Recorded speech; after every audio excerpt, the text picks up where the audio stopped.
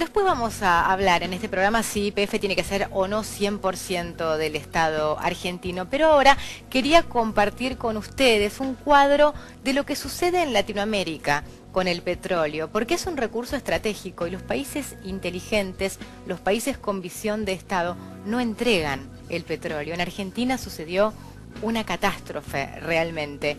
No ha sucedido en la mayor parte de los países de habla hispana. Vamos a ver una placa con lo que sucede en el mundo. Como ven, Petrobras en Brasil, PDVSA en Venezuela, Ectopetrol en Colombia, en Ecuador, Petroecuador, han conservado la mayor parte del recurso para sí mismos. El gobierno venezolano tiene un 100%, Petrobras, ahora vamos a hablar puntualmente del caso Petrobras, es una empresa mixta pero tiene la acción de oro. En Ecuador el 100% del petróleo está en manos del Estado y en Colombia el porcentaje también es alto. Para hablar en principio del caso Petrobras, socio estratégico de la Argentina, Brasil, nada menos, estamos con Carlos Spready, que es economista y vivió 35 años en Brasil. Está en la Argentina desde hace 6 meses nomás. Sí,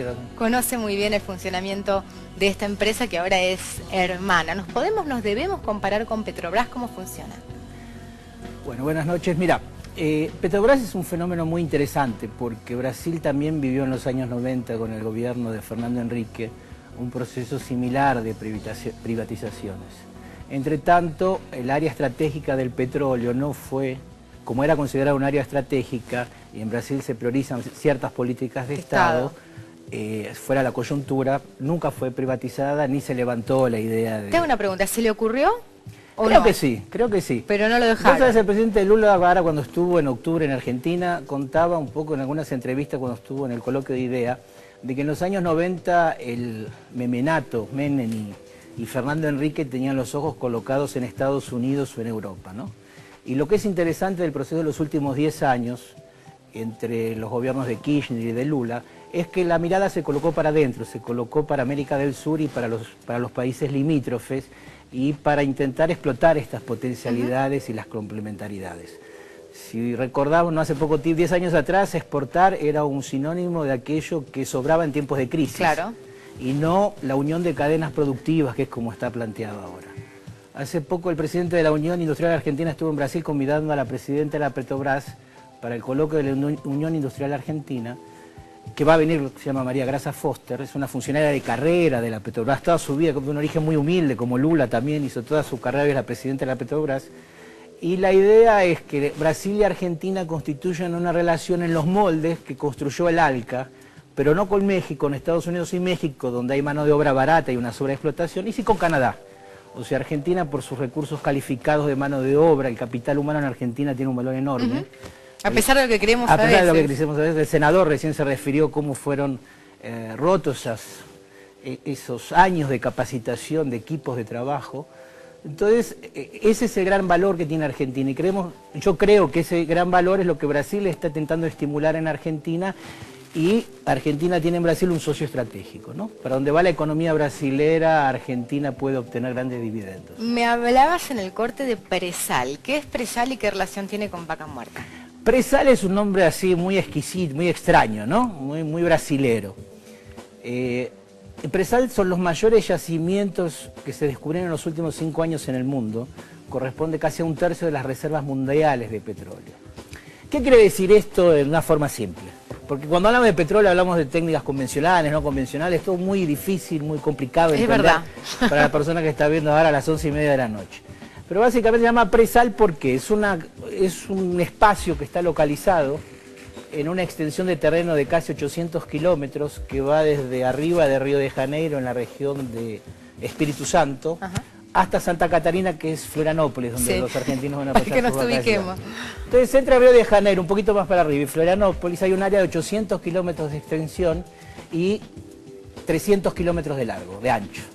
Está localizada a 200 kilómetros de la costa y a 7.000 metros de profundidad.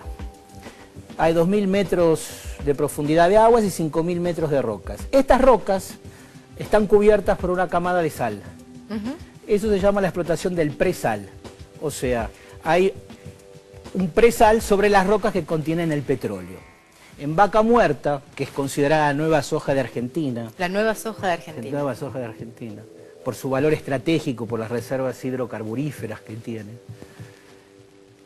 Se puede comparar o es similar su valor al valor que tiene el presal. El presal es un área muy extensa.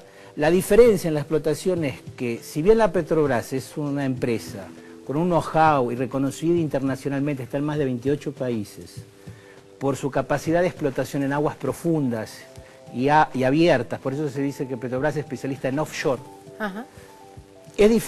también se tiene que tirar el petróleo de una roca. En Vaca Muerta, que es el shale gas y el oil, claro, el shale oil, es también retirar el petróleo de una roca. En ese sentido se pueden crear tecnologías complementarias entre Brasil y Argentina que pueden venir a ser muy importantes para unificar cadenas productivas y dar trabajo en Argentina, dar trabajo en Brasil y crear una alianza entre Brasil y Argentina.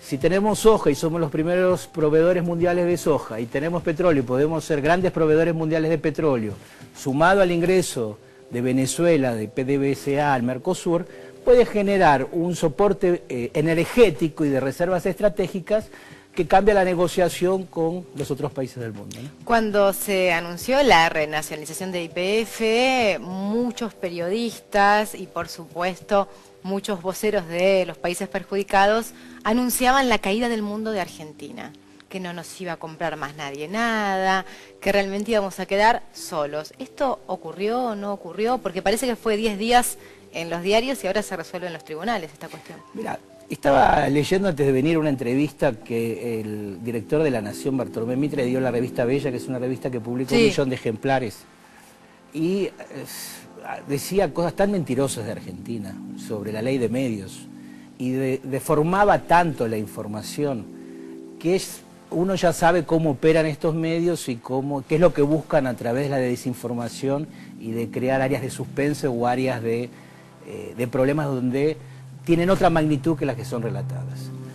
En el caso de YPF con Petrobras, la prensa en este sentido, y Bella especialmente, atacó al gobierno argentino durante más de un mes y hasta hoy se reponen ironías permanentemente hablando de que va a ser expropiada Petrobras. O sea, la creación de esos miedos es un poco lo que vos hablabas de la memoria. O sea, la memoria, uno tiene memoria, pero tiene que recuperar la memoria, porque uno prefiere a veces olvidar los malos momentos. Para seguir viviendo, pero de vez en cuando hay que refrescar. Muchas gracias, Carlos, de nada, por haber venido. Hacemos una pausa y seguimos con YPF, la recuperación.